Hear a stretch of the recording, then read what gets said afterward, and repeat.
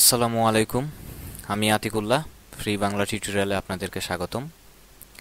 আজকে আমরা জাভাস্ক্রিপ্টের অবজেক্ট নিয়ে কথা বলবো এবং জাভাস্ক্রিপ্ট একটি অবজেক্ট ওরিয়েন্টেড প্রোগ্রামিং।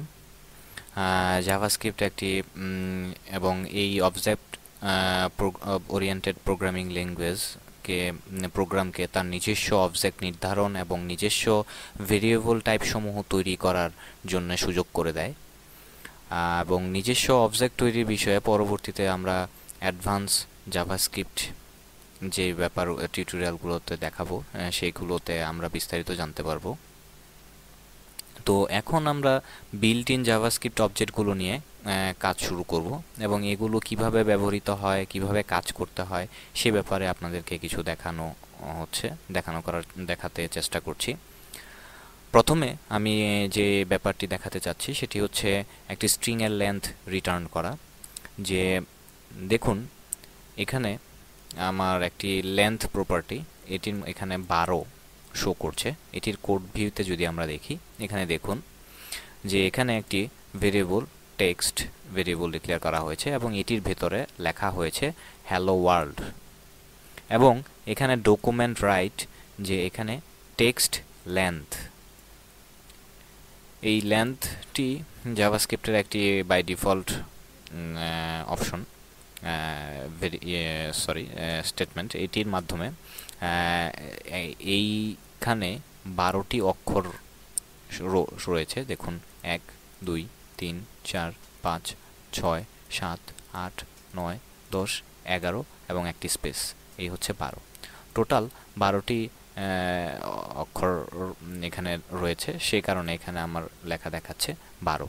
তো এটির জন্য আমাদের যেটি করতে হচ্ছে, নর্মাল ডকুমেন্ট রাইট এবং টেক্সট সেই ভেরিয়েবলটিকে রাখা হচ্ছে এবং এখানে লেন্থটি বলা হচ্ছে।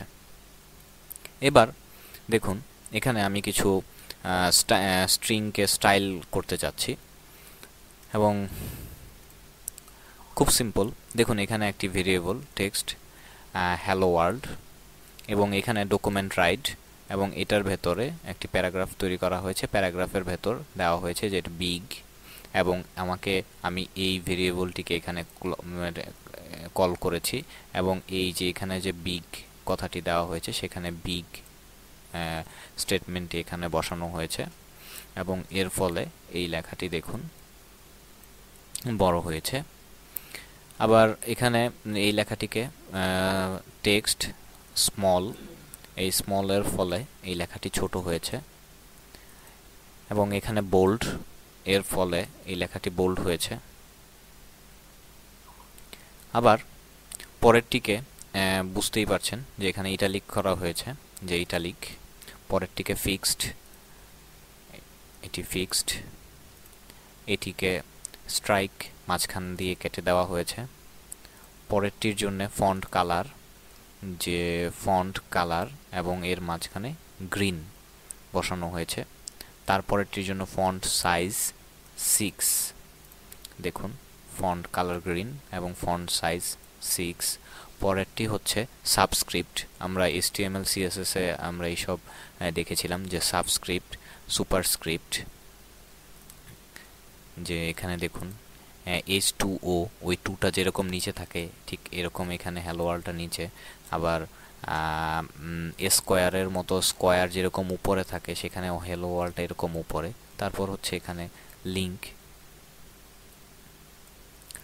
এবং এখানে একটি লিঙ্ক দেওয়া হয়েছে এবং দেখুন এই লিঙ্কটির মধ্যে ক্লিক করলে অটোমেটিক্যালি গুগলে চলে যাচ্ছে।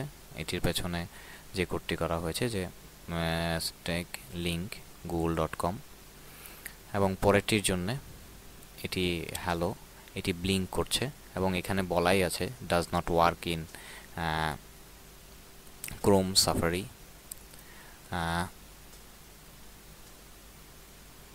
তো আমি যদি এটি মোজিলা দিয়ে ওপেন করি, দেখুন এখানে দেখুন আমি এইটি মোজিলা দিয়ে ওপেন করার ফলে এখানে এই লেখাটি ব্লিঙ্ক করছে এবং এটি ইন্টারনেট এক্সপ্লোরার, ক্রোম অথবা সাফারিতে কাজ করে না।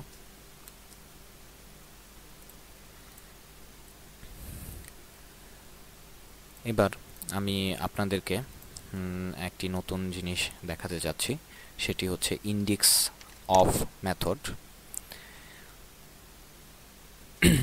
একটি স্ট্রিংয়ে নির্দিষ্ট একটি স্ট্রিং ভ্যালুর প্রথমে অকারেন্সটির পজিশন রিটার্ন করতে ইন্ডেক্স অফ মেথডটি ব্যবহার হয়ে থাকে। যেমন এখানে দেখুন যে এটির ভেতরে আমি ভেরিয়েবল str স্ট্রিং এবং হ্যালো ওয়ার্ল্ড লিখেছি এবং str index of hello break, তারপর ইন্ডেক্স অফ ওয়ার্ল্ড এখানে দেখুন 0, -1 এবং 6। যে এখানে হ্যালো এইচটি বড় হাতের এবং বাকিগুলো ছোট হাতের, এটির জন্য এখানে লেখার শো করছে 0। আবার যখন সবগুলো বড় হাতের, এখানে ইন্ডেক্স অফের জন্য আমাকে দেখানো হচ্ছে -1 এবং এখানে ওয়ার্ল্ড সবগুলো ছোট হাতের, এখানে দেখানো হচ্ছে 6। এবার আমি আপনাদেরকে দেখাতে চাচ্ছি সেটি হচ্ছে ম্যাচ মেথড। এবং ম্যাচ মেথডটি একটি স্ট্রিংয়ের মধ্যে নির্দিষ্ট একটি স্ট্রিং ভ্যালু খুঁজতে হয় এবং তা পেলে রিটার্ন করাতে ম্যাচ মেথডটিকে ব্যবহার করা হয়। যেমন এখানে দেখুন, এখানে string hello world match world, এবং এখানে দেখুন ওয়ার্ল্ড কথাটিকে এখানে করেছে এবং আবার এখানে শো করাচ্ছে যে ওয়ার্ল্ড, এবং এখানে দেখুন আমার ডাব্লিউ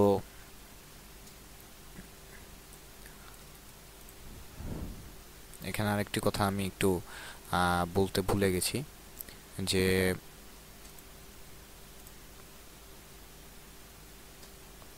না সরি হ্যাঁ, এখানে দেখুন যে আমার এখানে সবগুলো এই ওয়ার্ল্ড ছোট হাতের এবং এখানেও আমার ওয়ার্ল্ডটি ছোট হাতের, তো সেই কারণে আমার এখানে দেখাচ্ছে যে এই ওয়ার্ল্ডটি মিলে গেছে, এই কারণে পুরো ওয়ার্ল্ড শব্দটি দেখাচ্ছে। এখানে দেখুন এই ওয়ার্ল্ডের ডাব্লিউটা বড় হাতের, কিন্তু ও আর এল ডি, এখানে দেখুন ও আর এল ডি ছোট হাতের, এটুক মিলে গেছে, কিন্তু এখানে দেখুন লেখা শো করছে নাল। আবার এখানে দেখুন আমি স্পেলিংটি ভুল করেছি এবং তার ফলে এটির সাথে মিলে নাই, তো সেই কারণে এখানে লেখা দেখাচ্ছে নাল। আবার এখানে দেখুন যে ওয়ার্ল্ড প্লাস আমি এই আশ্চর্যবোধক চিহ্নটি এখানে দেওয়া হয়েছে এবং এটির সাথে এই লাইনটির সাথে মিলে গেছে, এই কারণে এই লেখাটুকু দেখাচ্ছে। মানে একটি লাইন থেকে নির্দিষ্ট, আমরা যে সাধারণত কন্ট্রোল F দিয়ে একটি লেখাকে সার্চ দিয়ে যেরকমভাবে বের করি, ঠিক তেমনি যেই লেখাটি বা যেই শব্দটি আমার এই লেখার সাথে একটি নির্দিষ্ট সেন্টেন্সের সাথে মিলে যাচ্ছে, সেই অংশটুকু দেখানোর জন্য আমরা এই ম্যাচ স্টেটমেন্টটি ইউজ করে থাকি। এবার এখানে দেখুন রিপ্লেসের ক্ষেত্রে এখানে দেখুন যে ব্যাপারটি দেখানো হচ্ছে, একটি ভেরিয়েবল str নেওয়া হলো এবং এখানে দেওয়া হচ্ছে ভিজিট মাইক্রোসফট। তো আমি এখানে দেখাচ্ছি যে ভিজিট মাইক্রোসফট এবং ডকুমেন্ট রাইটের মধ্যে আমি স্ট্রিং রিপ্লেস নামে মেথডটি ইউজ করলাম এবং এখানে বলে দিলাম যে মাইক্রোসফটের বদলে ফ্রি বাংলা টিউটোরিয়াল এই লেখাটি দেখাও। এর ফলে এখানে দেখুন ভিজিট ফ্রি বাংলা টিউটোরিয়ালটি চলে আসছে। তার মানে হচ্ছে যে একটি নির্দিষ্ট ওয়েবসাইট একটি নির্দিষ্ট লেখাকে অন্য লেখা দ্বারা রিপ্লেস করার জন্য আমরা এই রিপ্লেস মেথডটি ইউজ করে থাকি। এখন আমি আপনাদের সামনে একটি মজার জিনিস নিয়ে হাজির হয়েছি, সেটি হচ্ছে গেট টাইম মেথড। একটি টাইম কিভাবে আপনারা শো করাতে পারেন। এখানে দেখুন, এখানে পেজটি যদি আমি রিলোড দেই তাহলে দেখুন এই নাম্বারটি এখন যত রয়েছে, লাস্টের 3টি অক্ষর ক্যারেক্টার খেয়াল করেন, 804। আমি পেজটি যদি রিলোড দেই এটি পরিবর্তন হয়ে 867 হয়েছে। এটি পেছনে যে কোডটি রয়েছে আপনারা দেখুন এখানে ভেরিয়েবল ডিক্লেয়ার করা হয়েছে ডি এবং নিউ ডেট।